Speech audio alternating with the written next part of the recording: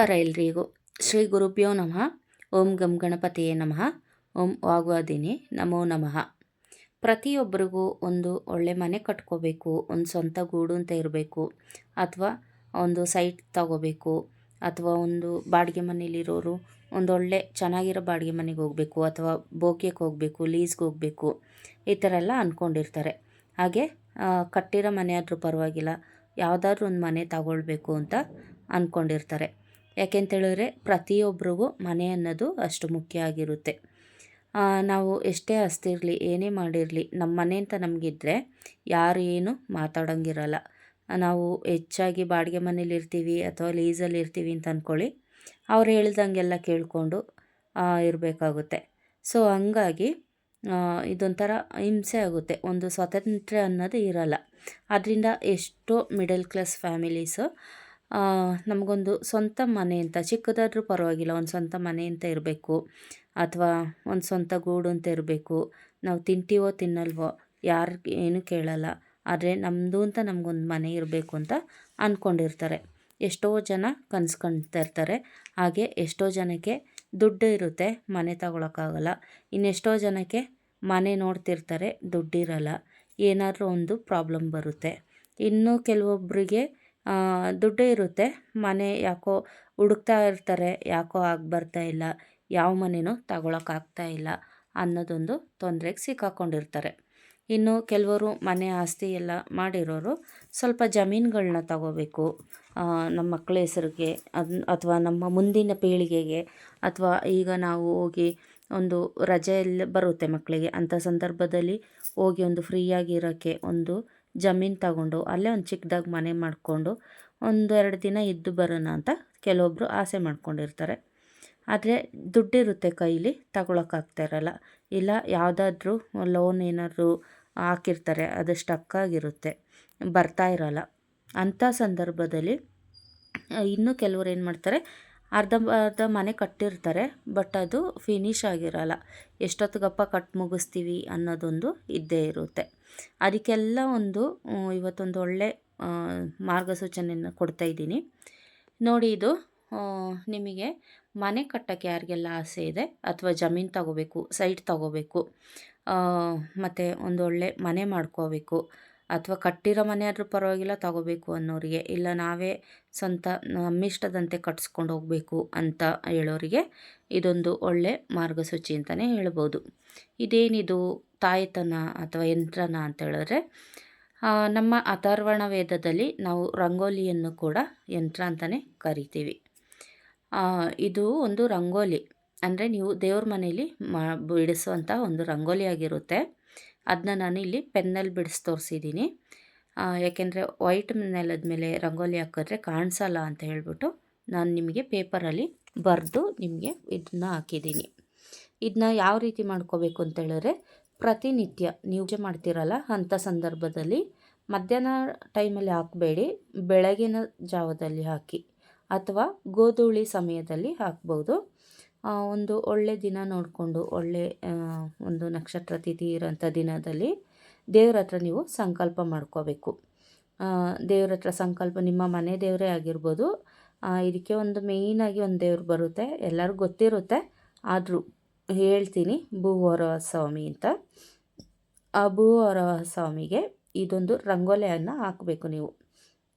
ರಂಗೋಲಿ ಅಂತ ಹೇಳಿದ್ರೆ ಒಂದು 5 ಬಾಕ್ಸ್ಗಳನ್ನ ಹಾಕ್ಕೋಬೇಕು. ಅಕ್ಕಿ ಹಿಟ್ಟಿಂದನೇ ಹಾಕ್ಕೋಬೇಕು, ಬೇರೆ ರಂಗೋಲಿ ಪುಡಿ ಮಿಕ್ಸ್ ಮಾಡೋದಾಗಲಿ, ಅದೇ ಕಲ್ಲಿರುತ್ತೆ ಅದರಲ್ಲಿ, ಅದೆಲ್ಲ ಮಿಕ್ಸ್ ಮಾಡಿಕೊಂಡು ಅದಕ್ಕೆ ಬೇರೆ ಇನ್ನೇನೋ ಡಿಸೈನ್ ಮಾಡ್ಕೊಂಡೆಲ್ಲ ಕೂತ್ಕೋಬೇಡಿ. ಇದೇನಿದೆ ಅಷ್ಟೇ ಮಾಡ್ಕೊಳ್ಳಿ. ಆ ಅಕ್ಕಿ ಹಿಟ್ಟು ಒಂದು ಶುದ್ಧವಾಗಿ ಇರೋಂಥ ಅಕ್ಕಿ ಹಿಟ್ಟು ಮಾಡ್ಕೊಳ್ಳಿ, ಮನೇಲೇ ಮಾಡಿಕೊಂಡ್ರೆ ಒಳ್ಳೆಯದು. ಅಂಗಡೀಲಿ ತಂದರೆ ಅದಕ್ಕೆ ಬೇರೆ ಏನಾದ್ರು ಮಿಕ್ಸ್ ಆಗಿರುತ್ತೆ, ಸ್ವಲ್ಪ ಮಿಕ್ಸಿ ಜಾರ್ಗೆ ಹಾಕ್ಕೊಂಡು ನೀವೇ ಪುಡಿ ಮಾಡ್ಕೊಳ್ಳಿ. ಅಕ್ಕಿ ಹಿಟ್ಟನ್ನ ತಗೊಂಡು ನೀವು ಈ ಥರ 5 ಬಾಕ್ಸ್ ಬರ್ಕೊಂಡಾದಮೇಲೆ ಮಧ್ಯದಲ್ಲಿ ಹಾಕಬೇಕು ಶ್ರೀ ಅಂತ. ನಂತರ ಮೇಲ್ಭಾಗ ನೋಡಿ, ಇಲ್ಲಿ 4 ಮೂಲೆಗಳಲ್ಲೂ ನಾನು ಒಂದು ಶ್ರೀ ಅಂತ ಬರೆದಿದ್ದೀನಿ. ಹಾಗೆಯೇ ಅದ್ರ ಮೇಲೆ ಶ್ರೀ ಅಂತ ಬರಿಬೇಕು, ಅಂದರೆ ಮೇಲೆ ಸ್ವಲ್ಪ ಗ್ಯಾಪ್ ಇದೆ ಅಲ್ವಾ, ಶೀಘ್ರ ಮನೆ ಕಟ್ಟುವ ಆಸೆ ನಿಮಗಿದೆಯಾ ಅಂತ ಒಂದು ಇದಾಕಿ ಒಂದು ಲೈನ್ ಹಾಕಿದ್ದೀನಲ್ಲ, ಅದ್ರ ಕೆಳಗೆ ಸ್ವಲ್ಪ ಖಾಲಿ ಇದೆ ನೋಡಿ, ಅಲ್ಲಿನೂ ಕೂಡ ನೀವು ಶ್ರೀ ಅಂತ ಬರ್ಕೋಬೇಕು. ನಾನು ಮರ್ತೋದೆ ಅಲ್ಲಿ ಬರೆಯೋದು. ಈ ರೀತಿ ಬರ್ಕೊಂಡು ಇದಕ್ಕೆ ಸ್ವಲ್ಪ ನೀವು ಅರಿಶಿಣ ಕುಂಕುಮ ಹಾಕ್ಕೋಬೇಕು. ಪ್ರತಿ ಅಕ್ಷರ ಎಲ್ಲಿದೆ ಅಲ್ಲಿ ಒಟ್ಟು ಇದ್ರ ಬಾಕ್ಸ್ ಒಳಗೆ 5 ಇದೆ, ಅದ್ರ ಮೇಲೆ ಒಂದು ಬರ್ಕೋತೀರ 6 ಆಗುತ್ತೆ. ಅಲ್ಲೆಲ್ಲ ಸ್ವಲ್ಪ ಅರಿಶಿಣ ಕುಂಕುಮ ಸ್ವಲ್ಪ ಅಕ್ಷತೆಗಳನ್ನ ಹಾಕಬೇಕು. ಹಾಗೆ ಮಧ್ಯದಲ್ಲಿ ಒಂದು ಹೂವು ಕೂಡ ಇಡಬೇಕಾಗುತ್ತೆ. ಅದು ಪರಿಮಳ ಬರೋಂಥ ಹೂವು ಇಡಬೇಕು. ಹೂವೆಲ್ಲ ಇಟ್ಟಾದಮೇಲೆ ನೀವು ಮಾಮೂಲು ಈಗ ದೇವರಿಗೆ ದೀಪ ಹಚ್ಚೋತ್ತಿಗೆ ಧೂಪ ದೀಪ ನೈವೇದ್ಯ ಇವೆಲ್ಲ ಅರ್ಪಣೆ ಮಾಡೇ ಮಾಡ್ತೀರ. ಅದೇ ಸಂದರ್ಭದಲ್ಲಿ ನೀವು ಈ ಒಂದು ರಂಗೋಲಿ ಹಾಕ್ಕೊಂಡಿರ್ತೀರಲ್ಲ, ಆ ರಂಗೋಲಿಗೂ ಕೂಡ ಒಂದು ಪೂಜೆಯನ್ನು ಮಾಡಬೇಕಾಗುತ್ತೆ. ಏನಿಲ್ಲ, ದೇವ್ರ ಫೋಟೋಕ್ಕೆ ಏನು ಕಡ್ಡಿ ಕರ್ಪೂರ ಎಲ್ಲ ಬೆಳಗ್ತೀರ, ಹಾಗೆಯೇ ಈ ರಂಗೋಲಿಗೂ ನೀವು ಕಡ್ಡಿ ಕರ್ಪೂರ ಬೆಳಗಬೇಕು. ಎಷ್ಟು ದಿನ ಬೆಳಗಬೇಕು ಅಂತ ಹೇಳಿದ್ರೆ, ನೀವು ಸಂಕಲ್ಪ ತಗೋಬೇಕು. ಫಸ್ಟು ನಾವು ಏನೇ ಮಾಡೋದಾದರೂ ಸಂಕಲ್ಪ ಮಾಡಿಯೇ ಪೂಜೆ ಮಾಡಬೇಕು. ನಿಮಗೆ ಸಂಕಲ್ಪ ಮಂತ್ರ ಬಂದರೆ ಹೇಳ್ಕೊಳ್ಳಿ, ಪರವಾಗಿಲ್ಲ. ಇಲ್ಲಾಂದರೆ ನಿಮಗೇನು ಗೊತ್ತು ಅದನ್ನ ಹೇಳ್ಕೊಳ್ಳಿ. ಇಂಥ ದಿನದಲ್ಲಿ ನಾನು ಸಂಕಲ್ಪ ಮಾಡ್ತಾ ಇದ್ದೀನಿ, ನಿಮ್ಮ ಅನುಕೂಲ. ಯಾಕೆಂತೇಳಿದ್ರೆ ಕೆಲವೊಬ್ಬರು 11 ದಿನ ಮಾಡ್ತಾರೆ, 21 ದಿನ ಮಾಡಿ, ಅಥವಾ 48 ದಿನ ಮಾಡಿ, 108 ದಿನ ಮಾಡಿ.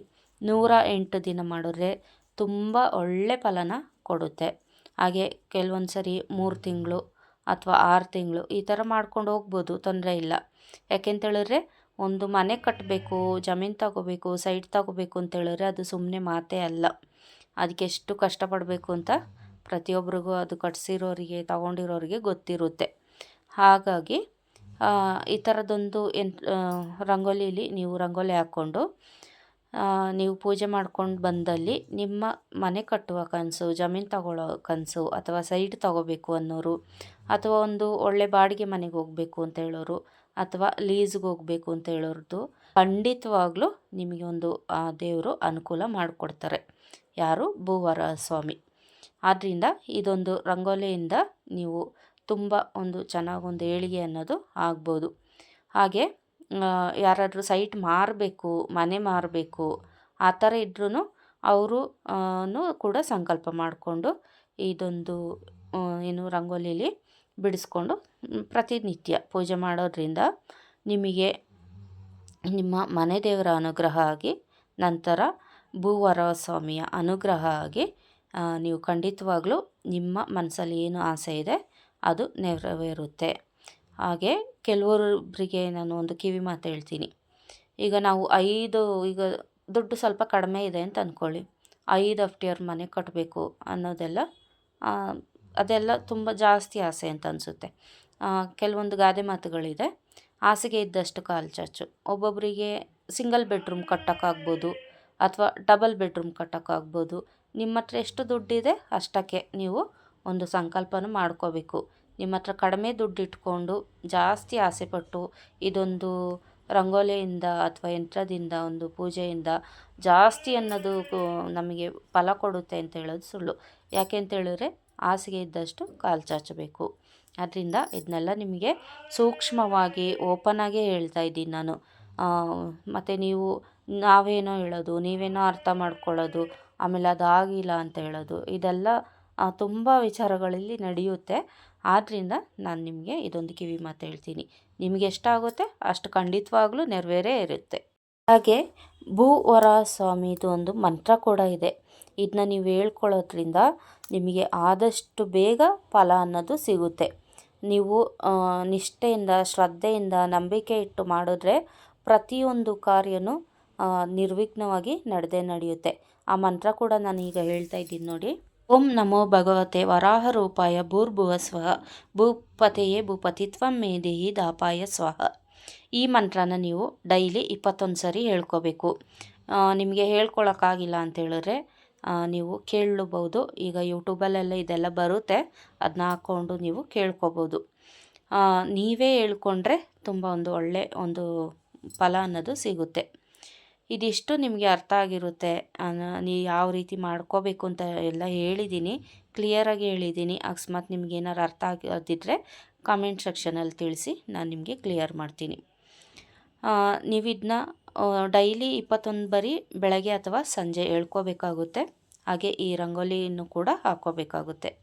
ಹಾಗಿದ್ರೆ ಮಾತ್ರ ನಿಮ್ಮ ಒಂದು ಮನೆ ಕಟ್ಟೋ ಕನಸು, ಸೈಟ್ ತಗೊಳ್ಳೋ ಕನಸು, ಅಥವಾ ಜಮೀನು ತಗೊಳ್ಳೋದಾಗಿರಲಿ, ಅಥವಾ ಒಳ್ಳೆ ಬಾಡಿಗೆ ಮನೆಯೇ ಇರ್ಬೋದು, ಅಥವಾ ಭೋಗ್ಯನೇ ಇರ್ಬೋದು, ಹೋಗೋ ಕನಸು ಖಂಡಿತವಾಗ್ಲೂ ನೆರವೇರಿರುತ್ತೆ. ಇದರಲ್ಲಿ ಸಂಶಯ ಬೇಡ. ಈ ವಿಡಿಯೋ ಇಲ್ಲಿಗೆ ಮುಗಿಸೋಣ. ಈ ವಿಡಿಯೋ ನೋಡಿದ್ದಕ್ಕಾಗಿ ಧನ್ಯವಾದಗಳು. ಇದನ್ನ ಹೆಚ್ಚು ಜನರಿಗೆ ಶೇರ್ ಮಾಡಿ ಯಾರೆಲ್ಲ ನೋಡ್ತಾ ಇದ್ದೀರಾ. ಹಾಗೆ ಹೊಸೊಬ್ಬರು ಯಾರಾದ್ರು ನೋಡ್ತಾ ಇದ್ದರೆ ನಿಮಗೆ ಈ ವಿಡಿಯೋ ಇಷ್ಟ ಆಯಿತು ಅಂತ ಹೇಳಿದ್ರೆ ಲೈಕ್ ಮಾಡಿ, ಶೇರ್ ಮಾಡಿ, ಹಾಗೆ ಸಬ್ಸ್ಕ್ರೈಬ್ ಮಾಡ್ಕೊಳ್ಳಿ. ಇಷ್ಟ ಆಗಿಲ್ಲ ಅಂತ ಹೇಳಿದ್ರೆ ಡಿಸ್ಲೈಕ್ ಮಾಡಿ. ಹಾಗೆ ಯಾರೆಲ್ಲ ಹಿಂದೆಲ್ಲ ಸಬ್ಸ್ಕ್ರೈಬ್ ಮಾಡ್ಕೊಂಡಿದ್ದೀರಾ ಅವ್ರಿಗೆಲ್ಲರಿಗೂ ಒಂದು ಕೃತಜ್ಞತೆ ಹೇಳ್ತಾ ಇದ್ದೀನಿ. ಒಂದು ಧನ್ಯವಾದಗಳು. ನನ್ನ ಚಾನಲ್ನ ಸಬ್ಸ್ಕ್ರೈಬ್ ಮಾಡ್ಕೊಂಡಿದ್ದಕ್ಕೆ. ನಿಮ್ಮ ಬೆಂಬಲ ಹೀಗೆ ಇರಲಿ. ಹಾಗೆ ಹೊಸದಾಗಿ ಕೂಡ ಯಾರು ಸಬ್ಸ್ಕ್ರೈಬ್ ಮಾಡ್ಕೊಳ್ತೀರಾ ಅವ್ರಿಗೂ ಕೂಡ ನನ್ನ ಧನ್ಯವಾದಗಳನ್ನ ತಿಳಿಸ್ತಾ ಇದ್ದೀನಿ. ನಿಮ್ಮ ಪ್ರೋತ್ಸಾಹ ಹೀಗೆ ಮುಂದುವರಿಲಿ ಅಂತ ಹೇಳ್ಕೊಂಡು ಲೋಕ ಸಮಸ್ತ ಸುಖಿನೋ ಭವಂತು, ಸನ್ಮಂಗಳಾನಿ ಭವಂತು.